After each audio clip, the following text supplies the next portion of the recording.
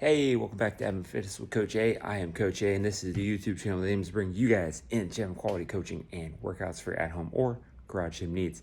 Now, today is Thursday here in Northeastern Ohio, and we are on day number 242 of our at-home fitness programming series, and we are on our second strength piece for the week in terms of the improvement cycles that we've been going through, guys. And that means you guys are looking at our DLs today, Romanian deadlifts. Remember, this is programmed with a barbell. Remember that 6 to 8 rep range is we should be maxing out our weight of the reps quality-wise. Once we deteriorate, that is not going to be a counted rep. That's going to fall outside of that range. So to build from last week, because this was also in about the same range for reps, I want you guys to try and add either weight within the current rep scheme or add a rep to the weight you guys are able to perform it with.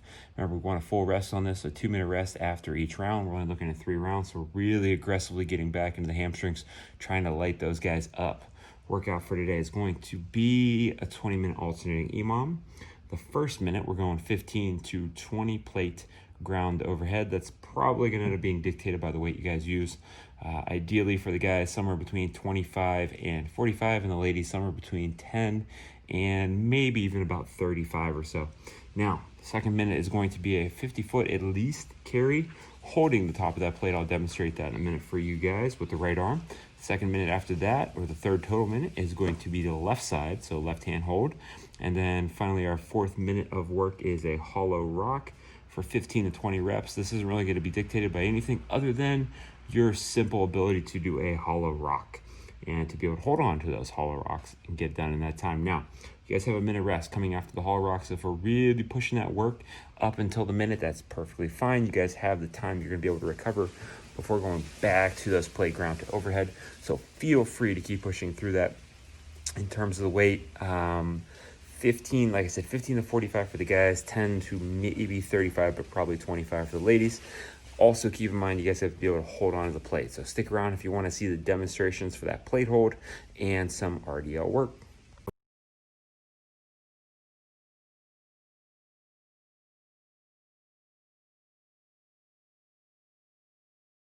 All right, guys, week 3 of the RDL series, as always, focusing on our mechanics, feet flat, pushing back into the hamstrings, keeping those knees back, and then working ground up once we've created that tension and that loading in the hamstrings. Feet, knees, glutes, pushing hips through. Remember, we're not pulling on any of this. It's pretty much a ground up load and push drill. As always, increasing on the reps or the weight, trying to make steady progress as we move through these repeated weeks during this little improvement cycle we have. Keep in mind, if you are somebody that has super flexible hamstrings, one of the things you guys can do to adjust for this is maybe bring the hands in a little bit, take the feet out a little bit, and then try and target the hamstrings with a wider stance. Not really changing much here other than maybe slightly opening up the toes more than I would be if my feet were in a normal under the hip position.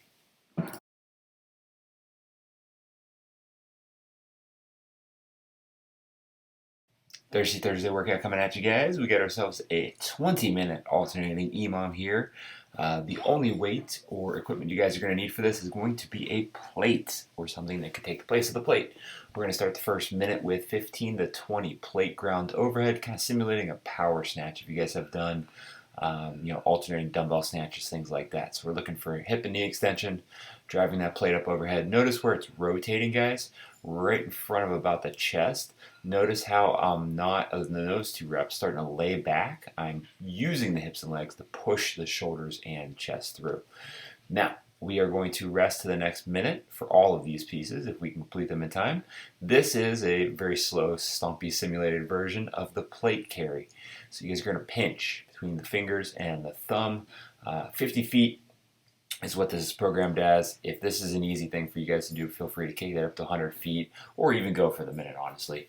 It's not going to have that much effect on this next piece, which is going to be a hollow rock for your 4th minute. So each plate side carry has a minute to itself, and then our 15 to 20 reps, just like the plate ground overhead for hollow rocks, before we go into the last minute, which will be a rest minute. Stay tuned for movement modifications. Modifications, as always, for the RDLs, kettlebells, dumbbells, whatever. Doesn't matter if we don't have a barbell, we can hold stuff, we can do our reps. Remember, the goal and the focus, getting back in the hamstrings.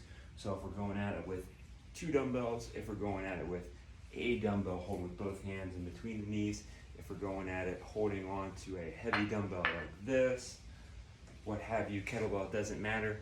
We're still able to get ourselves into that RDL position.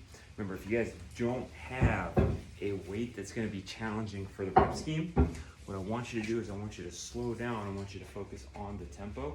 1, 2, 3, 4, 5, pause, push back through.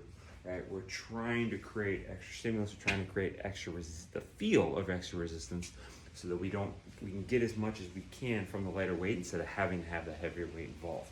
It doesn't have to be weights. You guys can hold on anything. I mean, theoretically, if I had a box, I could hold on to the box and do an RDL, at least until the box hit the ground, if my hamstrings are more flexible than the box range of motion. But it doesn't matter, right? I can hold on to 2 plates. Obviously, then the breaking point probably ends up becoming my grip at some point, but there's different ways of doing this. You guys can also toss the band under the feet, pull through like that. You can toss the band over the shoulders and go at it from a good morning type position, okay? Lots of options. Now, with the workout that we have today, if you have the option of band over the traps or band under the feet, holding on it with your hands, for the lift today, I'd rather you go under the feet, holding on it with your hands, so more of the deadlift position, because when you guys go to modify that plate ground to overhead, if we only have a band and we have to use the band, then I'd rather see you toss the band up on the traps and do that good morning hip extension for that in the workout instead of doing it in the lifting piece beforehand. It's a little bit easier to make that heavy tension on the deadlift position than the good morning position, okay? If we're looking at dumbbells, kettlebells, how do I modify that ground overhead? Well, it's gonna be really easy. You guys are just going to dumbbell snatch or kettlebell snatch. Or if you want to, we can always go into a full American kettlebell swing. It's gonna create the same kind of hip extension. It's gonna create the same kind of hip loading going back, okay? When it comes to the carry, obviously life just gets easier. You're either holding a dumbbell, you're holding a kettlebell, and you're holding some contraption, a weight vest, the bag, whatever, and you're walking with that right, you're walking with that left. Keep in mind, I said if you guys want to, it doesn't have to be just the 50-foot carry.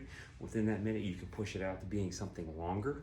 If you're holding on to something with a handle, it's probably gonna be a lot easier than holding on to something with a plate. Therefore, making that distance a little bit longer is probably gonna give you a little better workout. Hollow rock. As always, if we can't rock through it, you guys are just going to focus on holding here, focus on holding here, however you want to look at that. We can always do the tuck crunch as well. So instead of doing the full extension hollow rock, we're going to go from the hollow position into the crunch and then back out to the hollow position, okay? Reps 15 to 20, still probably good for the tuck crunch versus the hollow rock if you guys want to go that direction.